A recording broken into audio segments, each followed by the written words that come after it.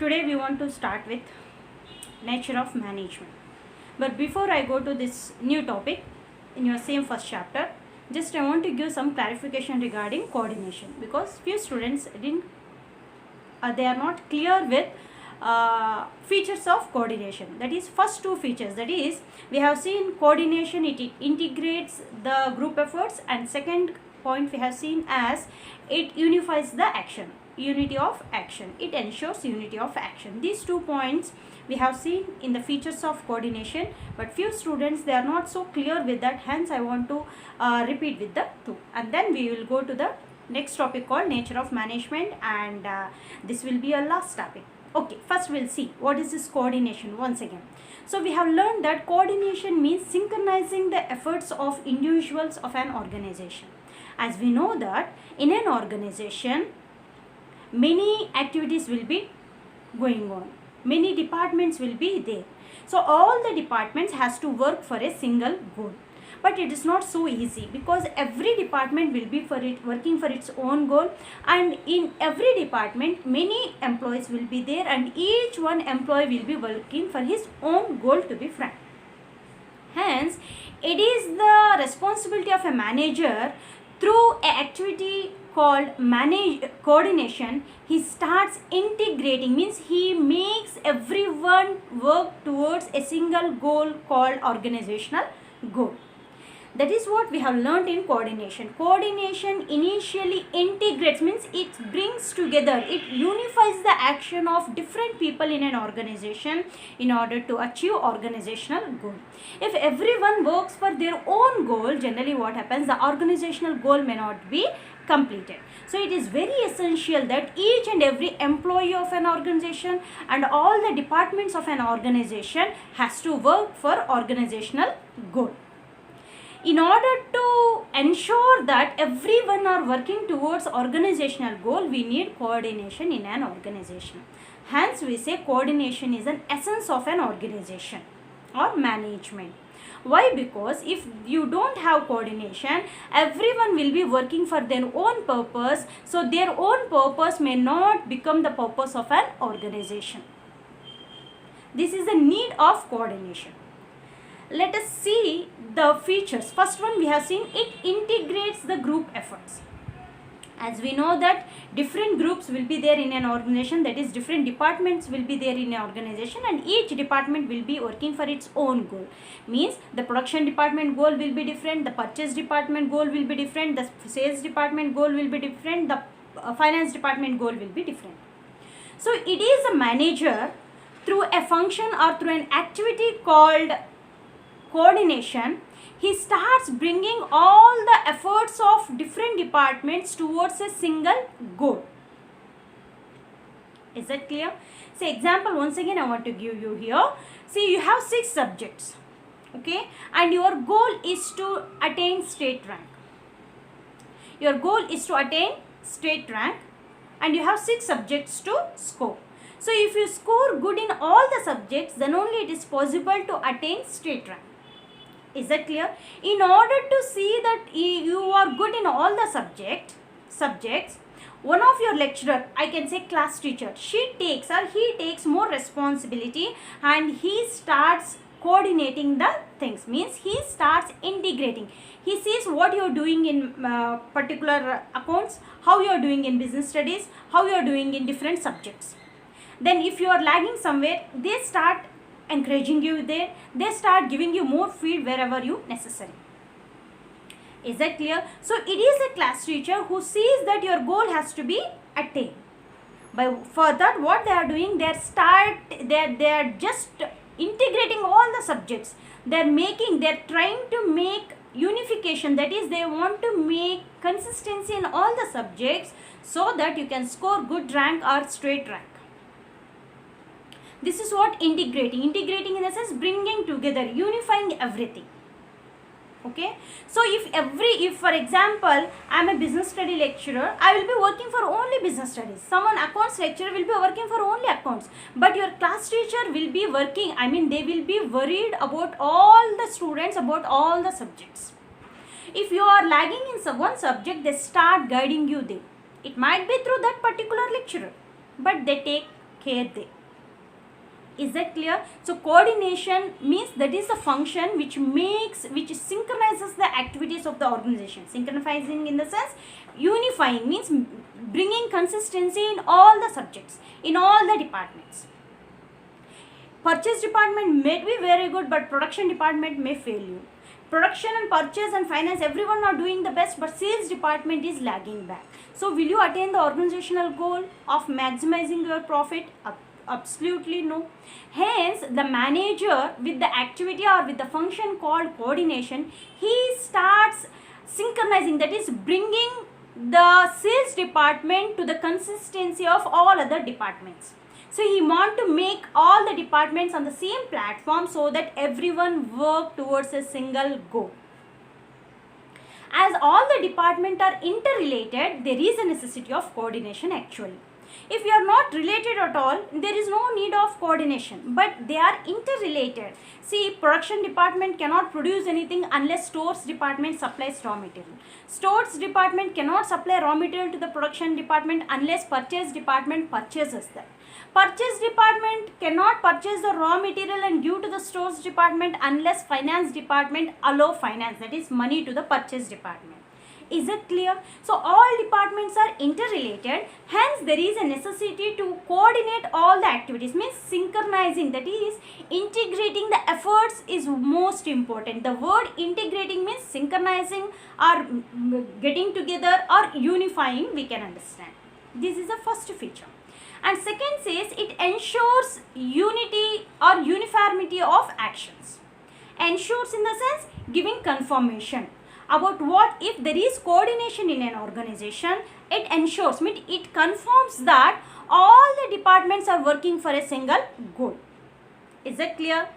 If coordination is there in your organization, if your managers are good coordinators, then what they ensure, what they confirm to the owners, that we all are moving towards a single goal. Is that clear? That is what your unity of efforts or unification of efforts. Is it clear? I hope these two you have to understand. See the video repeatedly. If you are clear, okay. If not, I don't mind, I'll explain once again. So make the difference between integration and unity of action. Integration in the sense you are making everyone together, okay. So you are finding that you are making that the consistency should be same in all the levels. It does not mean if you are what the lectures will be doing. For example, in one subject you are lagging back, you have scored only 60. In other subjects you have scored 90. So what your lecturer will be doing? Your lecturer will be, your class teacher will be helping you to score more than 60. That is up to 90 in a particular subject where you are lagging. Means they want to bring you up. Is that clear? So that is what you are integrating. Synchronization, making one, okay. Ensures unity in the sense it confirms that all the departments and all the workers, employees are working for a single goal of an organization. That is what you are ensuring, unity of action. No one is working for some other objective, everyone are working towards the organizational objective. Why it is so important? Because here I'll tell you, only if organization flourish, if it gets more profits, you as an employee will be prospering. Is it clear? Once the organization earns more and more profit, as an employee my salaries will be increased, my position will be increased, my organization expands. Hence it is a management, by guiding the employees in such a way, it makes them to work towards a single goal, and that goal will be the organizational goal. Okay. We'll start with the new topic called nature of management. Initially, we have seen the features of management, characteristics of management. There we have understood what is this management is. Like management is a goal oriented. Every time management sets a goal and moves towards the goal. And even we have seen it is an all pervasive function. Management is necessary everywhere. It might be a social activity, it might be a business, or it might be a political party, it might be a family also. Everywhere we need management, okay. And even we have seen some like management is a continuous process, okay. Apart from those basic features, we'll be learning more about management when we compare management with some other disciplines. See, many management experts say management as an art. Management is an art. And some say management is a profession. And some others say management is a science. Is that clear? Management experts have come out with the opinion like management is an art, management is a science, management is a profession. And this topic will be learning whether management is an art or a profession or a science, or it can be all. So how we are going to learn is, first we will be seeing management as an art. That is, there we will be learning the features of art, then we compare the features of management with the features of art, and then we conclude whether management is an art or not. Similarly, we will be seeing the features of profession and science, and then we compare the features of management with the features of science and profession, and then we declare or conclude whether management is an science, art or a profession. Is that clear? So this is most important topic to understand the concept of management in detail. Okay, let us start. First we'll see management versus arts, profession and science. Means we will be comparing management features with the features of art, features of profession and features of science. The first part is your features of art. You might be knowing, we have a phrase like this: communication is an art, people say. Communication is an art. Or balancing is an art, we say. Means they know how to do this. Okay. Apart from that, we even say that professional communicators, we say. Means they know how to communicate to the different people, diplomatically in general. So art sometimes, communication is sometimes referred as an art and even sometimes referred as a profession too. And that way we will be learning whether the management is an art or not. What is this art in actual? When we see the features of art, we will be learning what is this art. To be an artist, okay, art in the sense the artist, okay, he will be drawing something, right? An artist should have theoretical knowledge. See, every artist may not have theoretical knowledge, but to learn an art, it is necessary to have some theoretical knowledge. See, for example, as I have given you quote now, like communication is an art, we say. So in order to become a good communicator, I should have some basic theoretical knowledge. Okay, I should know when to communicate, how to communicate, what type of different type of listeners will be there. All these things I have to learn. So it is essential to an artist to have a theoretical knowledge. Even about an art, like different colors, it might be mixing of colors. Okay, so a raw person may not have good knowledge of that, but the person who has come out with that particular studies having theoretical knowledge will be having some clear mindset that how an art can be developed. I mean, what colors has to be used. Oh, a particular color indicates a particular message. In such a way, he can give some message only because he has theoretical knowledge. So you have to remember that every artist should have in general theoretical knowledge. Some might be doing art as a they might be having a gift. Okay, but if he has a theoretical knowledge, he can become a professional artist. Alright, so hence it is necessary to have a theoretical knowledge. If you want to be an artist, it is essential for you to have a theoretical knowledge. The next, an artist should always have personalized application. See, we may come across different artists. See, I might learn art and some other person might also learn art. We two are the students, okay, but our art will not be similar, because when we learn and when we start doing that, we apply our own abilities, own skills in that, own imaginations and all. Are you getting that? So personalized application will be essential in art. To become a unique artist, when artists will be gaining more popularity when their art is unique in nature. Hence, whenever a particular comes out with a unique art, his value will be increased. So in order to have such uniqueness, generally he adds, apart from the basic theoretical knowledge what he has, when he is doing an art, he'll be using his own skills in that, right? So every artist will be using personalized skills, the skills what he possesses. Next, your art is based on practice.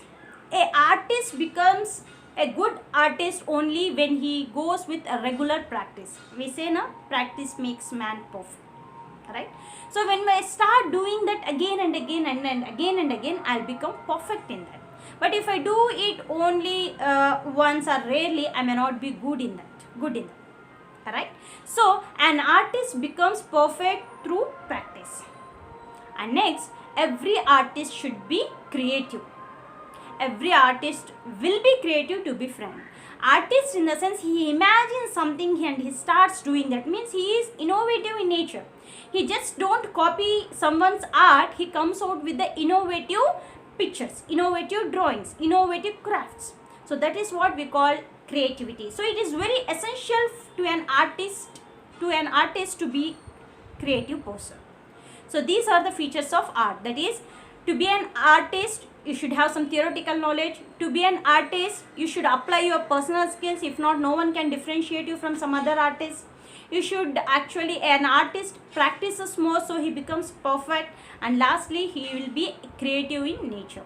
He will be creative person. An artist will be creative person. These are the features of art. Now let us compare management with the art. We have seen the features of management, right?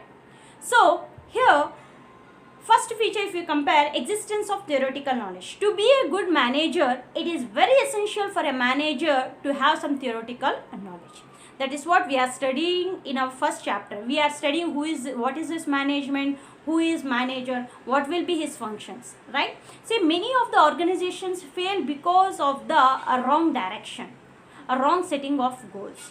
So if you have a manager who has a theoretical knowledge about what is this management, what are the functions of management, why coordination, if you have such theoretical knowledge, you can do wonders in your profession as a manager.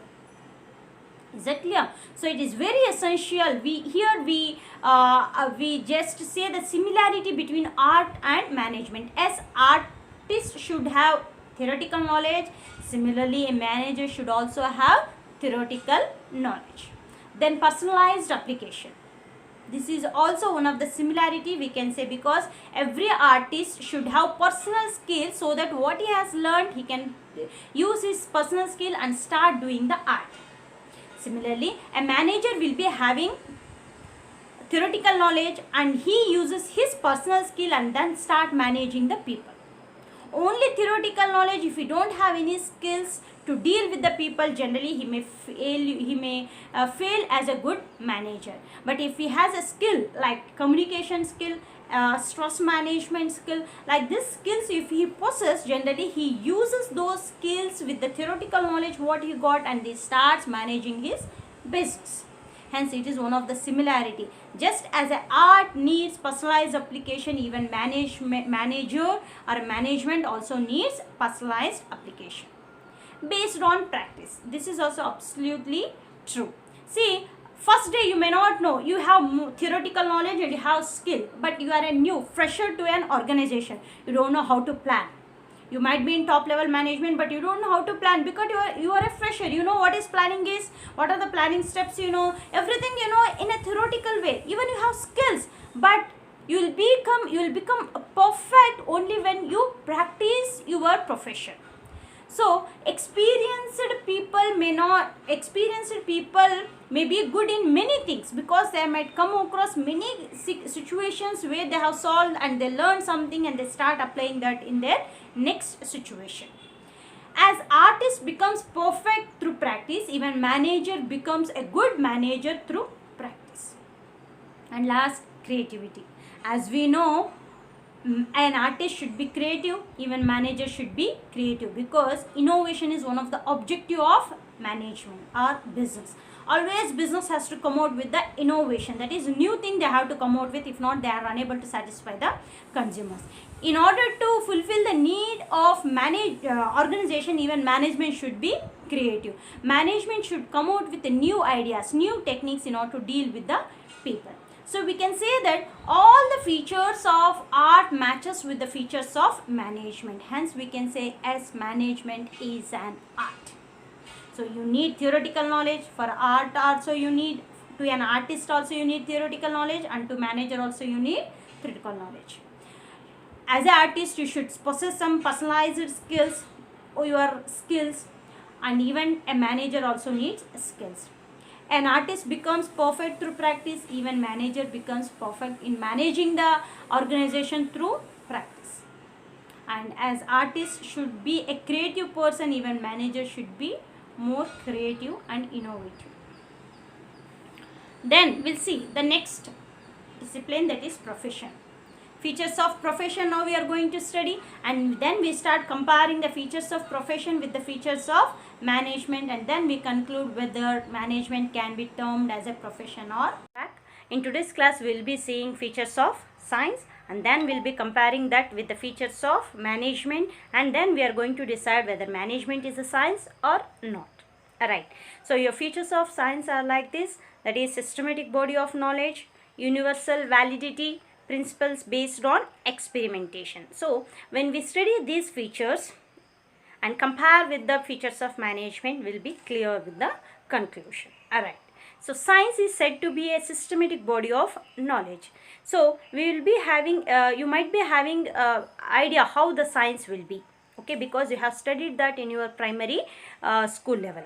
Right, so science is systematic body of knowledge. It studies about a particular thing in a systematic manner based on the principles and the theories already developed by the experts, isn't it? So in this way we say science is a systematic body of knowledge, right? Similarly, even management is studied in such a systematic manner. When you get into higher classes in this commerce field, you will be learning about management as a whole, how important it is. Okay, so at this point we can say as the feature of science, as it is a complete, as it gives a complete knowledge of a particular thing, even management gives that. Science is based on the experiments and the principles developed by the experts. Even management is also, management principles are also developed by the experience of the experts. So on this ground we can say as management is a science. Okay, the next one is universal validity. Universal validity, when you prove something through science, we say it is universally accepted, agreed, because you are proving through science. Is that clear? When you do something with the help of science, when you want to prove something through science, then everyone, that is universally, that particular situation or thing will be accepted, agreed, because it is through the science. Is that clear? Similarly, if you just compare some of the management theories, they may not be universally accepted, means because of the situational thing, behavioral in nature we say. See, the management's one of the feature what we have not studied, but that we will be studying in further classes, that is one of the principle of management is behavioral in nature. It means the management does not have any rigid things, you should be like this only. No, according to the situation and according to the different people who are involved in the situation, management moves on. Okay, so how a superior deals with me will not be similar with how my superior deals with the some other person. Why the difference is, it is not because I am favored to him, it is only because he knows how to get the thing done through me. For example, you can understand, you and your brother, okay, the way your mom teach you and your brother might be somewhat different. Are you getting me? Your mother may teach you the same thing to you both, but in a different way. Why it happens? Because she knows what I am and she knows what is my brother or sister. So according to our ability, she starts teaching us. She starts guiding us. Okay, so what I want to say here is, when you prove something through science, it will be universally valid because the results will be same. If you do that experiment in India or in some other foreign country, the result becomes same. But that does not happen with the management. When you apply a particular principle in a particular organization, there it might work out. The same principle might be applied to some other organization, but there it may not give you good result only because of the situation. The people involved in that, the person who is taking the lead, everything influences the management action. But it does not happen with the science. See, for example, if you mix two chemicals, the result will be this. Whoever mix that. It is important what chemical you are mixing, but not who is mixing in science. But in management, it is not like that. What you are doing is somewhat less than who is doing that, with whom that particular activity is being carried on. So this is what the difference between your science and management. Management is purely behavioral in nature. It means it moves with people. See, when we study the second chapter, there you will be very clear. But at this point, you understand that if you prove something through science, it will be accepted universally. You might be doing that experiment in National College, or you might be doing that experiment in some other college. The result will be same. But that does not happen with the management. Why? Because the theory or the principles of management are purely influenced or affected by many things. So at this point, universal validity, as science have universal validity, means once you prove through science, entire universe will accept that. But that does not happen with the management. Hence, at this part, we cannot say that science is a management is a science, we cannot say. But based on the first point, yes, we can say yes, management is a science. Then third point we say that is principles based on experimentation. When you see the theories of science, when you see a particular formulas of science, you can say that they are through experimentation. Many people has done experiments on that, and then they have come to a conclusion, then that is given to you. That is, whatever the rules and whatever the principles or theories of science, they are through experiments. They have experimented it, then that has been given to us in this generation. Same thing we can apply to the management. The management principles, what we'll be seeing in the next class, are the functions of management, what already we have studied in some other topics. Even those are through experiments of managers. Managers have gone through that situation, they have applied a particular thing, and they have seen there is a good result, and then they have made it as a principle, and that is given to us in this generation. Is it clear? So as management principles, theories are based on experiments. Similarly, the science principles are based on theory and principles. Even your management principles are also based on experiments. So we can say that first and third one matches with the management feature, but not the second. Hence we say management is a soft science, or management is a social science, but not pure science. Some of the features matches, but other does not. Hence we say management is not a complete science. Right? It is not a pure science. It deals with the people. We say it is a social science. It is a soft science.